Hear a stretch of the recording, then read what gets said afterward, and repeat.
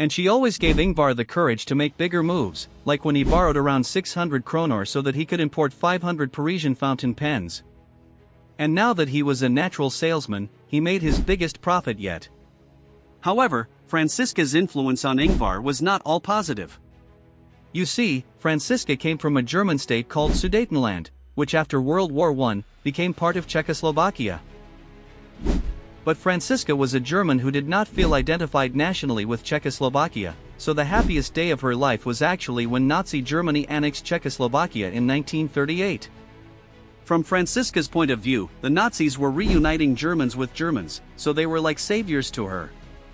Unfortunately, Franziska was so passionate about the Nazis that her Nazi regime hadn't come to light yet, so Ingvar was totally indoctrinated into Nazi ideology by his family. In his teen years, he even recruited a few friends into the Swedish Nazi Party, and later on, this would come back to haunt him.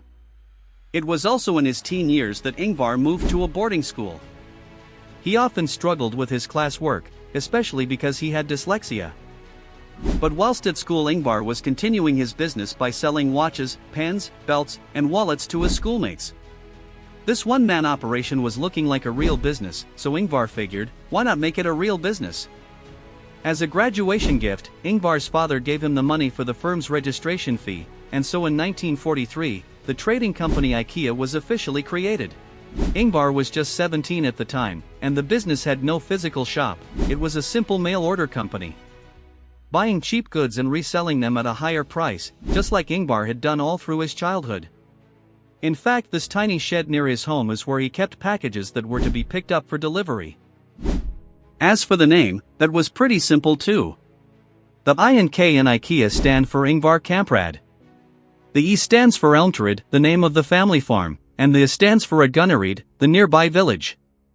So, how exactly did IKEA go from this shed to a billion-dollar business empire? Chapter 2, Changing the Game. In the first days of IKEA, Ingvar was as energetic as ever.